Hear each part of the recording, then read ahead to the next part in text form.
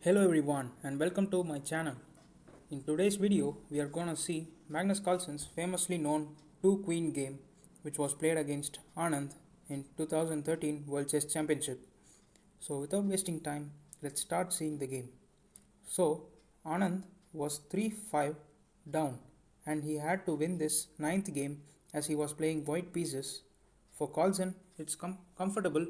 He needs just 3 draws in 4 games to successfully be crowned for his maiden title. So Carlsen was black and Anand was white. Anand played d4, knight f6, c4, e6. As usual, Carlsen is playing this line solidly. I mean, he just needs a draw, so he's playing quite solid. Knight c3, bishop b4, f3. This was a little bit interesting that Anand would play. Anand usually plays many games knight f3, but anyway, f3 was an interesting choice. d5, a3, bishop takes c3, b takes c3, c5, cd5, ed5, e3. Here, maybe for cd5, knight d5 is a small option. Knight d5 is also possible. But anyway, Carlsen plays e takes d5. Anand plays e3. And here, in this opening, white's idea will only be like developing bishop d3, knight d2, castles, rook e1, and slowly preparing e4 in the future. So yeah, that's white's main idea, and black will try many ways to prevent e4. If white achieves e4, then it would be a pleasant position for white. Carlsen played c4, which is another interesting move. Carlsen can also play something like knight c6, castles, bishop e6, something like that. But there he allows bishop d3. Allowing bishop d3 is not a big problem, but playing c4, Carlsen played c4, which is also an interesting move, not bad. c4, knight e2 was played. Here another idea was playing g3. The idea of white would be if knight c6, then after knight h3, white is bringing his knight to f2 and planning for e4. So for example, let's say if black plays castles, then after knight f2, after knight f2, bishop f5, something like that, bishop g2, and after white castles, after he plays rook e1, he plans for e4. This is a good idea for white, but anyway, this is also playable. What Anand played is also playable. Knight e2, knight c6, g4. Yeah, this was a interesting idea by Anand because he needs a win for making a comeback for his 2 losses. So he tries to play a bit ambitious chess. That's what he can do to defend his world championship title. So he plays like that. Okay, castles, bishop g2, knight a5, and as usual, Carlsen is playing on the queen side now. As Anand is trying to create an attack in the king side, Carlsen is going for the queen side. Okay, knight b3, and here maybe rook. Anand played rook a2. Maybe rook b1 was the better move, because if in future black takes, knight takes c1, then after queen takes c1, white's rook is really well placed on the b file, and maybe it may create problems for black's queenside development. Maybe, but okay. By the way, Carlsen won't take knight takes c1, but I'm just saying if he takes it in the future, I'm saying that. Okay, but anyway, Anand played rook a2, bringing the rook to the king side for a dangerous attack. b5 was played, as usual, coming to attack on the queen side. Knight g3, a5, g5, knight e8, e4, and yeah, these moves are all forced. We can't say any wrong to it. Knight takes c1, queen takes c1. Maybe here, yeah, after e4, I mean, white's bishop is slowly getting a bit dangerous, right? As after e4, white can plan bishop f4 if black plays something like rook b8, then after bishop f4, some hectic problems may be there in the position. So Carlsen gets rid of Anand's bishop by taking knight takes c1, queen takes c1. And here there was another variation, as black can play knight c7, which is a little bit interesting variation, as after bishop e3, white saves his bishop. Now he can play rook b8, queen e1, b4, and the game can move on like this. Maybe this is a small variation of it,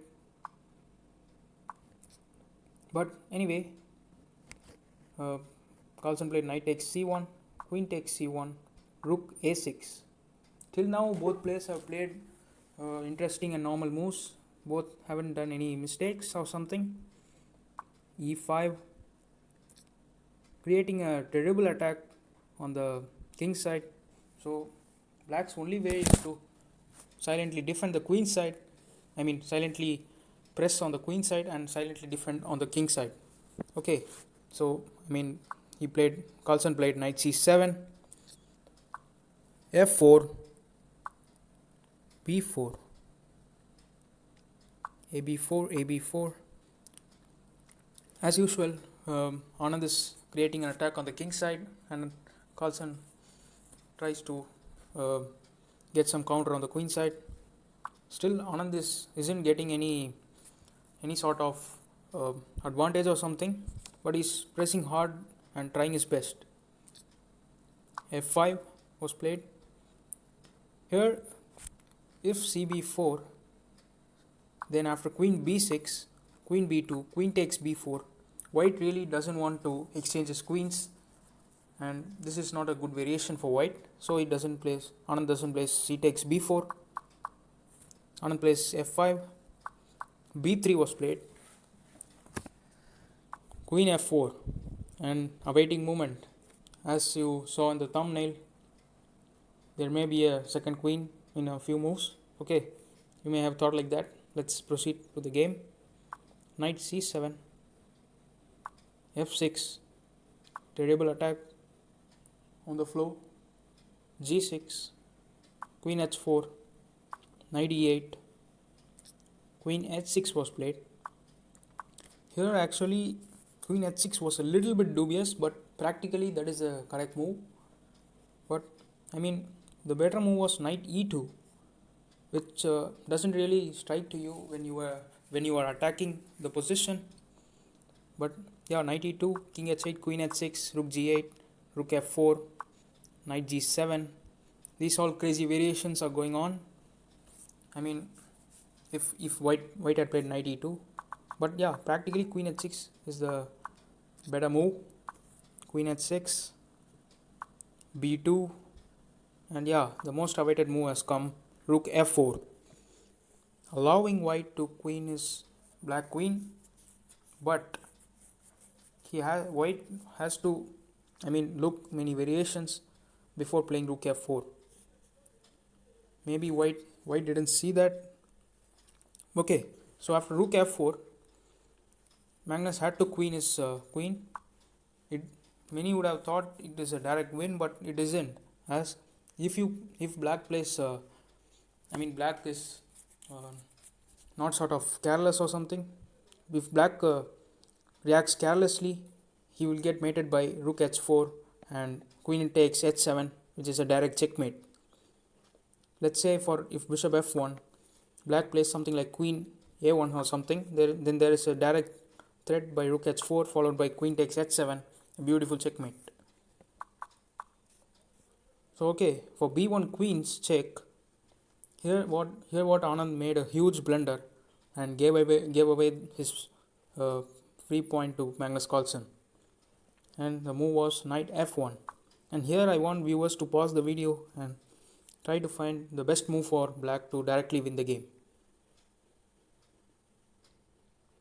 Okay, the best move was queen e1. preventing rook h4. If rook h4, then after queen takes h4, I mean, white is a complete rook down, and black can win this position easily in future. As I mean, white doesn't have any rook to attack h7 pawn, so there won't be any mate, and white may eventually lose. So here there isn't any move, and Anand resigned. But coming back, the better move was bishop to f1. And here Magnus had to find queen d1, which is the best move. After rook h4, queen h5, blocking up the checkmate. That is the point of queen d1. Knight takes h5, g takes h5, rook takes h5. You have this move, cunning move, bishop f5. Again stopping the mate on h7. But after g6, a small some kind of tricks to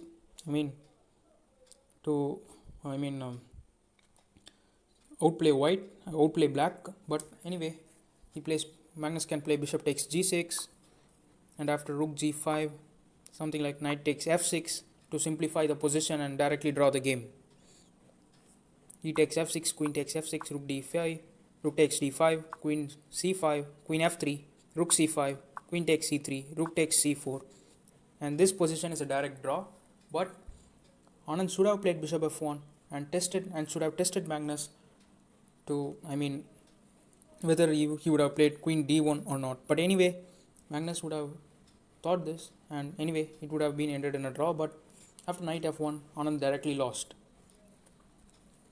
Okay, so at the end what I want to say is, even though it was a terrific blunder by Anand, he played with his whole heart and power to try his best till the end.